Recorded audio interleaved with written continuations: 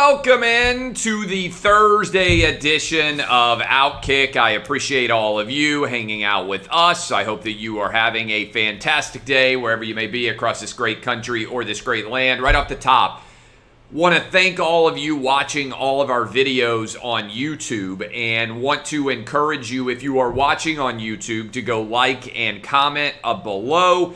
Guess who reads them? My 10-year-old and my 13-year-old, who are impressed with the number of YouTube subscribers we have. And also, I would encourage you to subscribe there. You can subscribe if you're listening on audio. The audience has been massive. I appreciate all of you. Big news in the sports gambling space. Arizona and New York, among others, have both recently began and legalized online sports gambling. You will be able to bet from your phone in both states in the near future. I would encourage you to go ahead and sign up now at fanduel.com/clay if you're in Arizona, New York, or many other states, because everybody's going to be able to do this legal sooner rather than later. Had a bad burp there. Nearly had some issues, but persevering, fighting through. That's what I do. I drink too much ice chips on that last grab there. Here you go. FanDuel.com/clay. That is FanDuel.com/clay in Virginia, Tennessee, Michigan, Iowa, Indiana, West Virginia, Illinois, Colorado, Pennsylvania, and New Jersey already. You can get up to $1,000 free wager. All you have to do is go to FanDuel.com/clay. Up to $1,000 no risk, FanDuel.com/clay. All right, we got a lot of different stories to dive into. I want to start here, though. Brett Favre is getting slammed by the usual blue checkmark brigade members because he had the audacity to say that he thinks sports is better when there is not actually politics in the sport itself. And I saw the Blue Checkmark Brigade is really upset about this, and a guy named Andrew Brandt, he tweeted, "Those who, quote, want politics out of sports don't really want that. They want, quote, politics they don't agree with out of sports." And I think that's fundamentally not true. I don't know a single conservative person out there who's been saying, you know what I want during the national anthem? I want someone to take a knee to protest gay marriage being legal, or abortion being legal, or to make sure that our Second Amendment rights are preserved, or to ensure that low taxes remain a priority for the Republican Party, and that we don't raise the corporate tax rate too high, or that we don't expand the Supreme Court, which I'm about to get to in a little bit. Conservatives are not arguing that athletes should have their political opinions. They're adopting what has long been the mantra of the vast majority of people in the United States, which is we don't care about athlete or actor political activism. We just don't, because our assumption is that most actors and most athletes don't actually have very much to say of any substantial intelligence, and their opinions aren't particularly unique or perceptive or impactful. And just think about this for a minute. I'm old enough to remember when everyone would basically roll their eyes whenever an actor or an actress won an Oscar and got up at the stage and started to make whatever political argument they wanted to make while they were accepting their award. Now, I mean, everybody, for most of my life, everybody would just kind of roll their eyes. They would do the same when a musician was in the middle of a concert and suddenly stopped playing music and decided to lecture everyone about his or her particular political beliefs. It wasn't that anybody disagreed with those individuals having the right to have a political opinion. It was just that the reason we were there was not to hear their opinion. We were there to be entertained. And so everything has gotten flipped on its head because of social media, because the sports media in general has become such a one-party state that what happens is every time an athlete says something political that is left-wing directed, they get wildly praised by the sports media. And anytime they say something that is not even political in nature, remember, Brett Favre didn't advocate for any political belief. He just said, hey, I think sports are more popular when it's a place where we can all come together as opposed to a place where we need to know every single athlete's political opinion. You know what? He's right. Yet he's getting attacked, and what is being attacked for is not embracing politics. And what's going on here with people like this loony bin left-winger is people are arguing in favor of their politics using athletes as proxies. That's what's really going on with the sports media.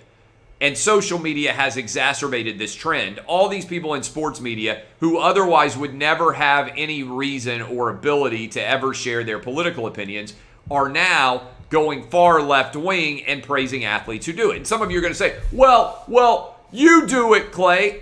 I've always shared my opinions. That's my business.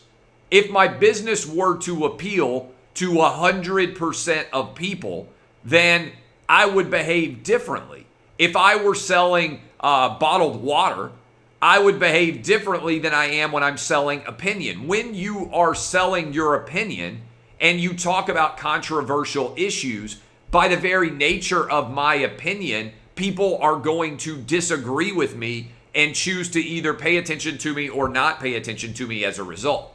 I'm not really in sports media. I'm in the opinion business. And if you're strongly in this opinion business, then you're going to alienate some people with those opinions. That's natural. Now, if I were a beat writer for the Atlanta Braves, or if I were covering the Denver Broncos, my job wouldn't be to have any kind of opinion at all of a strong degree. My job would be to cover that team. And I think we've lost that distinction there. But if you find it to be an interesting topic, and I do find it to be a fascinating one, I would encourage you to check out my latest book, Republicans Buy Sneakers Too, where I argue essentially for sports as a unifying as opposed to a dividing force in our country. Speaking of a dividing force in our country, man, Rob Manfred, the commissioner of Major League Baseball, is an idiot when you look at the actual data as it pertains to his decision to move the All-Star Game out of Atlanta. Remember, and I tweeted out a video about this, and I'd encourage you to go watch it. You can follow me on Twitter at Clay Travis. I tweeted out a video that basically proved, and you've already seen it happen, that the Georgia voting bill was falsely attacked, even though it's likely to, at worst, keep voting numbers the same or potentially increase them in the next presidential election cycle. They were all geared up to attack it. Nobody actually read the bill, including perhaps Rob Manfred, who drastically overreacted. And here, like some people say, well, sometimes, Clay, you criticize, but you don't provide an alternative perspective. In other words, you can say somebody made a bad decision, but what would have been the better decision? Instead of just saying, hey, that's a bad decision, what would have been a better decision? It's a fair point.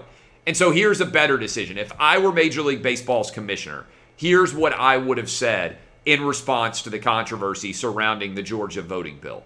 I would have said, and I'm paraphrasing, this would be a written statement, right? But I'm just paraphrasing. As commissioner of Major League Baseball, I understand that everyone is not happy about the new voting rights bill that has gone into effect in the state of Georgia.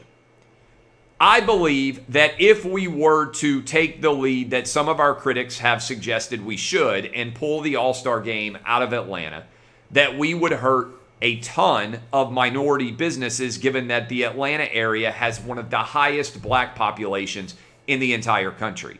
And I also know that both Republican and Democratic politicians in the state of Georgia have unitedly said that they don't want the All-Star Game pulled out of this state as a result. So I am making the decision that we will not remove the All-Star Game from Atlanta, from the state of Georgia, for this season, because I'm excited to continue to praise Hank Aaron, who has one of the greatest careers and one of the greatest life legacies of any black baseball player of all time. And he is intimately connected with the city of Atlanta and the state of Georgia, and so we will be celebrating him and his life achievements at this All-Star Game.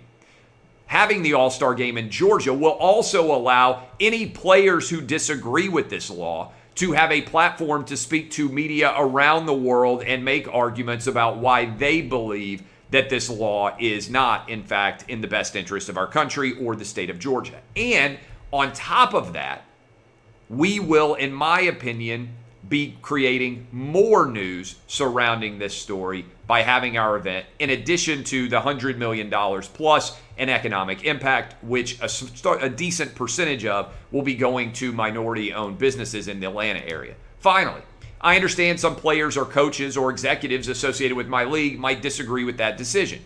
That is what happens when you have to make a decision about any controversy. But I want to make all of those players, coaches, and executives know that if they decide that they don't want to travel to Georgia to play, coach, or work surrounding the All-Star game in Georgia because of their personal political opinions, they have that right not to be here. I hope all of our players, coaches, and executives will be in attendance at the All-Star game in Atlanta to celebrate a season returning to 162 games. But if they elect not to do so, that's their right. Major League Baseball appreciates and supports their political perspectives as well as any others who have differing perspectives. Our goal at Major League Baseball always has been to represent the entirety of the country as our nation's pastime. Republicans, Democrats, Independents, we want all to celebrate and be a part of our great game. Boom. Okay, that's me off the cuff. If I were the commissioner and I had to answer a question about this story, and I had to provide an answer for Major League Baseball. That's not me drafting a statement. That's not me sitting around and trying to stick my finger up in the air and see which way the wind is blowing. That is a reasonable, strong, effective leadership statement that I just gave to you right off the cuff, live on this show. It's far better than what Rob Manfred did, which was, according to a recent poll from the Morning Consult, destroy net favorability rating among Republicans who are baseball fans, which is, by the way, a strong majority of the overall baseball fan base. In March, 47 net positive among Republicans, their thoughts about Major League Baseball. When they just redid that survey after the Atlanta decision, the net positive had moved to 12. So Rob Manfred, in the space of one decision, took Major League Baseball's net favorability among Republicans from 47 all the way down to 12.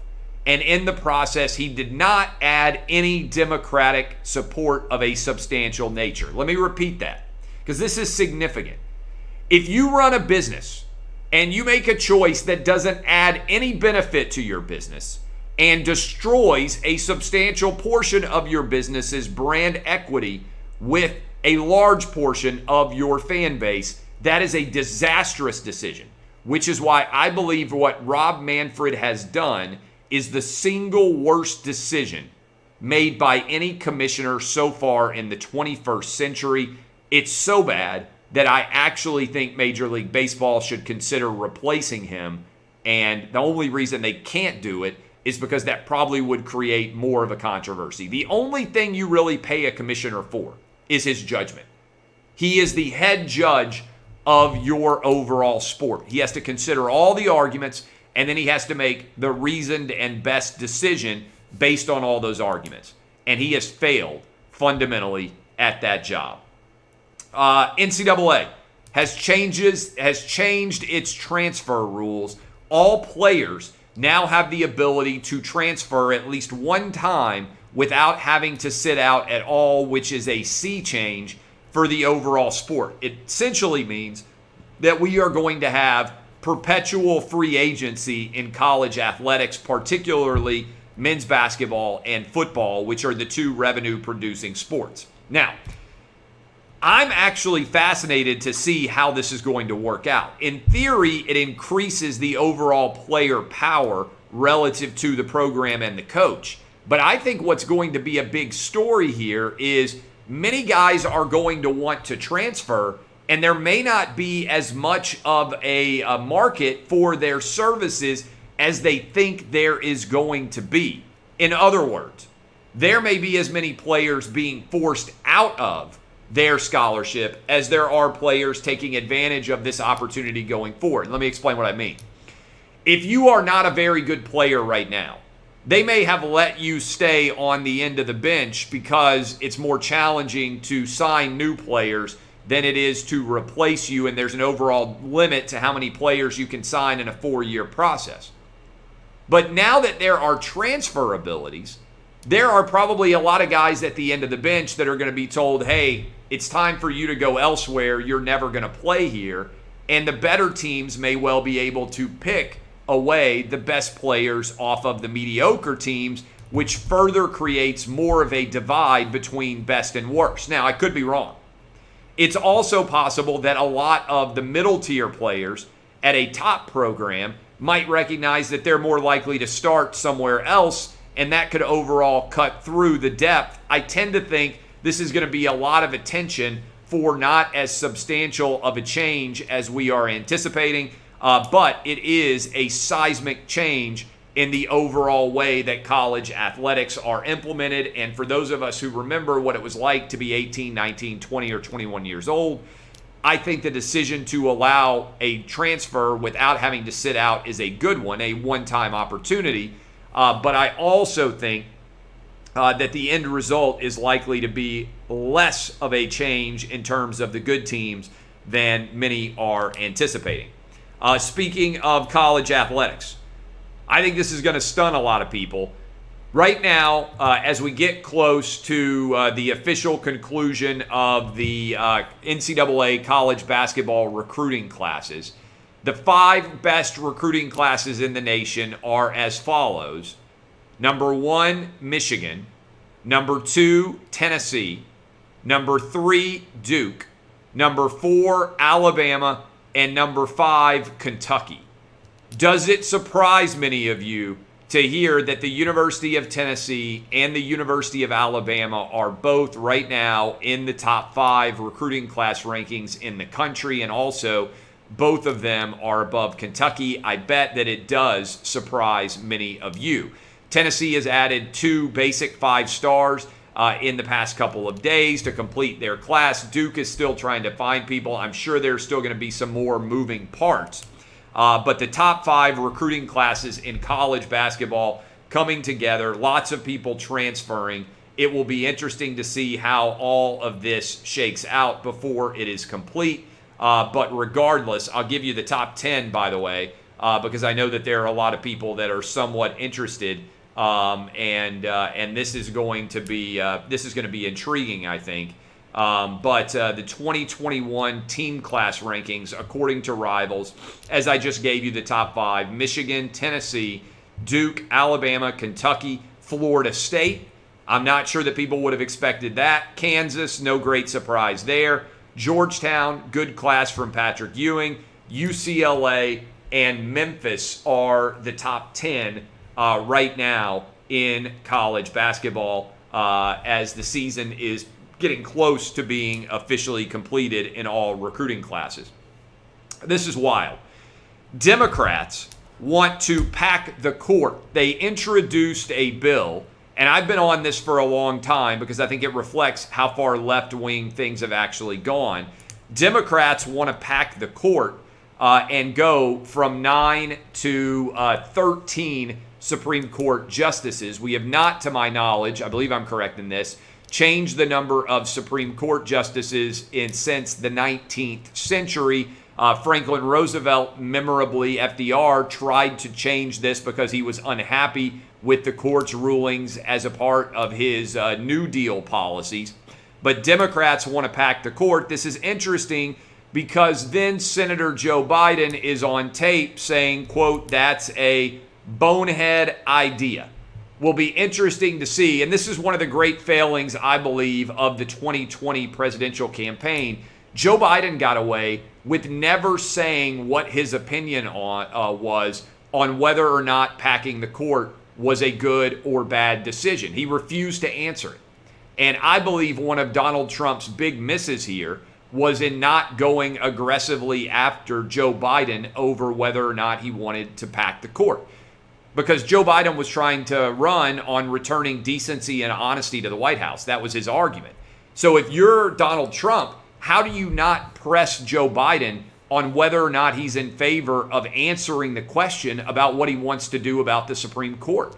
He refused to answer, and the media let him get away with it. He said it would be a distraction. how is it a distraction to tell the American public what your opinion is on a major issue you're likely to confront during your term in office?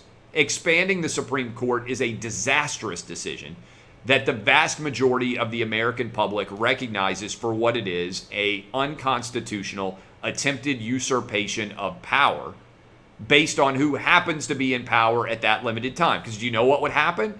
As soon as the Republicans have control of the House, the Senate, and the White House again, and they will, maybe as soon as 2024, they would respond by adding more justices as well. And eventually we'd have like 50 Supreme Court justices. This is not going to ever end.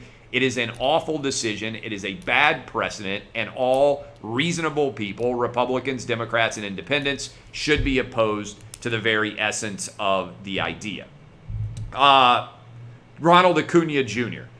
I've told you before that we watch every single Atlanta Braves game in my house. My son is a monster fan, so every day the Braves are on here, and I watch way more baseball than I ever did before my middle son became a diehard Atlanta Braves fan and started watching them every single day. Ronald Acuna Jr. may be the best player in the National League right now. He's 23 years old. He continued to bomb home runs earlier today as they played a noon game. The Braves finally won a game, I think, to get to 5-8 or whatever the heck they are. But Acuna Jr., best player in the National League, best player in the NL, is Mike Trout. And it's interesting to think about how much better Ronald Acuna Jr. is going to be able to get as long as he stays healthy and continues to evolve as a player. Finally, pour one out for another celebrity couple. It's a sad day, but ARod and JLo have split. ARod is playing sad songs and looking through his photo album, I believe, on Instagram.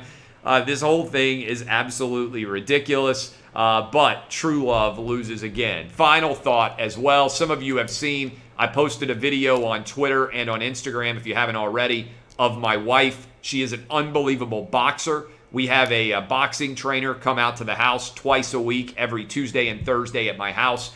We do boxing. I posted a video of how good my wife is at it. I believe she is the clear light flyweight champion, best boxing mom of 3 over 40 in the entire country. I don't think anybody's better than her. Watch that video. Enjoy it. She could probably beat your ass. I think she could beat my ass too. This has been OutKick, DBAP unless you need to SBAP. Get your bets in, FanDuel.com/Clay. Congrats, Arizona. Congrats to New York. Go ahead and sign up if you're watching me in either of those states right now. You get up to $1,000 free as soon as things go live. And remember, Tennessee, Virginia, Michigan, Iowa, Indiana, Illinois, West Virginia, Colorado, Pennsylvania, and New Jersey. All 10 of those states right now, you can sign up and wager at this exact moment. FanDuel.com/Clay. I will be on television in right around 20 minutes on Fox Bet Live. And then we will be live tomorrow morning, 6 to 9 a.m. Eastern, with the Friday edition of OutKick. I appreciate all of you. This has been OutKick the Show.